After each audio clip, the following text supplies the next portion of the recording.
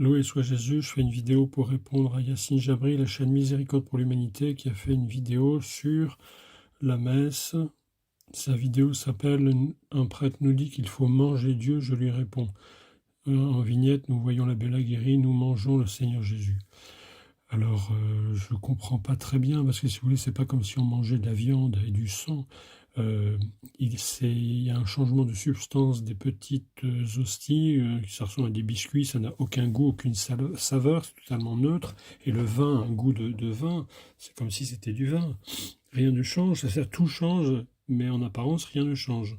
Alors je regrette que vous n'alliez pas étudier la théologie catholique dans le dictionnaire de théologie catholique, par exemple, qu'il y a sur Internet. C'est une encyclopédie en 40 volumes. Où, il y a aussi le précis de théologie dogmatique de l'abbé Bernard Bartman. Vous pouvez télécharger ça sur jésusmarie.com ou sur d'autres sites Internet. C'est dans le domaine public, c'est en français. C'est là où vous aurez la théologie. La théologie.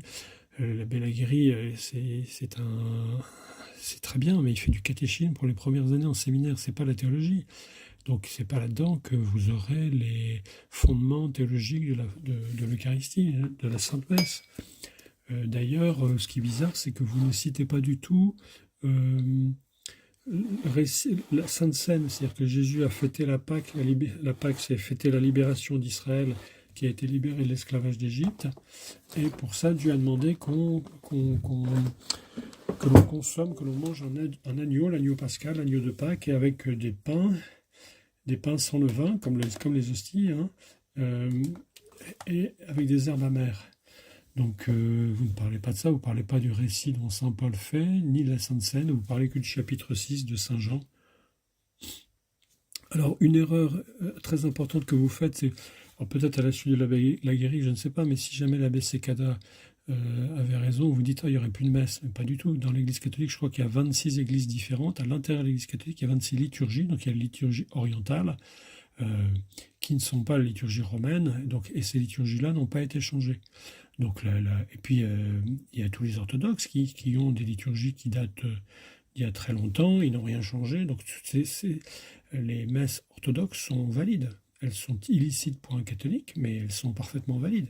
Il y a ce qu'on appelle la succession apostolique, c'est-à-dire depuis les 12 apôtres formés et choisis par Jésus, les orthodoxes ont des vrais apôtres et des vrais évêques qui font des vrais prêtres. Là, je montre à l'image le missel du Barreau. C'est un missel tradit, parce que l'argument complètement stupide de l'abbé Secada, c'est que vous avez à l'image, c'est un récit. C'est-à-dire la consécration dans l'ancienne messe, contrairement à ce que vous dit Yassine, c'est un récit. Et les paroles, en plus, ce qui est complètement crétin dans le bouquin de Secada, c'est que la théologie catholique a précisé que ce qui réalise le sacrement, ce qui change la substance du pain sans levain, des hosties, et du vin, c'est « ceci est mon corps, ceci est mon sang ». Donc c'est tout à fait, l'argument. Après, quand vous dites que la qualité du travail de Secada est reconnue, mais pas du tout, c'est une blague. Les sédévacantistes n'ont aucune crédibilité pour les universitaires, dans l'Église catholique.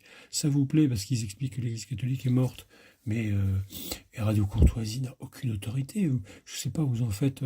Radio Courtoisie, c'est pas une radio catholique. Il y a des athées, il y a des agnostiques, il y a des musulmans, je ne sais pas s'il y a des musulmans d'ailleurs, mais en tout cas, il y a des athées et des agnostiques, ça je suis absolument sûr. Il y a probablement des sédévacantistes dans les chefs, les responsables des missions. Après, si vous voulez, même Via Romana, je ne sais pas pourquoi Via Romana a publié ce livre, malheureusement. Probablement parce qu'elle pensait qu'ils allaient le vendre, mais c'est dommage, c'est un livre qui est mauvais. Il doit y avoir des réfutations faites par les tradis, les catholiques Ecclesia Dei. C'est un livre extrêmement faible. Le prêtre dans l'église normale, l'église conciliaire, comme dirait des lefévristes, agit toujours in persona Christi. En plus, il y a une réforme, il y a peut-être 1 ou 2 ans maintenant, on reparle de sacrifice. Priez mes frères pour mon sacrifice qui est aussi le vôtre. Donc il est précisé maintenant à toutes les messes conciliaires que c'était bien un sacrifice et pas un repas du souvenir. Donc le bouquin de Secada est une farce.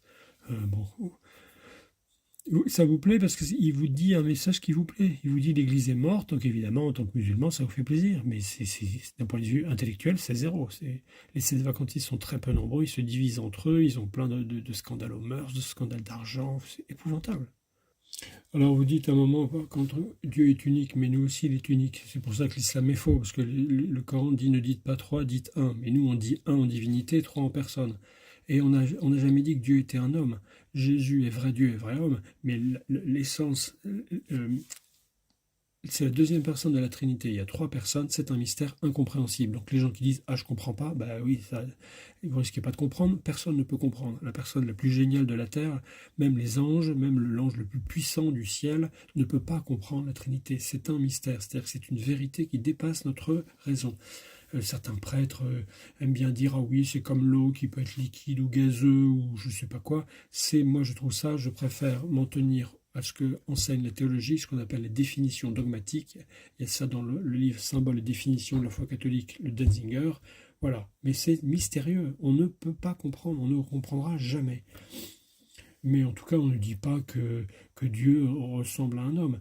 Dieu s'est uni, il a pris un corps d'homme et une âme d'homme pour nous montrer la religion, pour établir la religion parfaite, la religion juive parfaite, pour étendre le salut à toute l'humanité. Euh, pour faire progresser l'humanité, on voit bien que les conditions des enfants, des femmes, le mariage d'amour, enfin toute l'humanité a été complètement bouleversée par le catholicisme, le christianisme.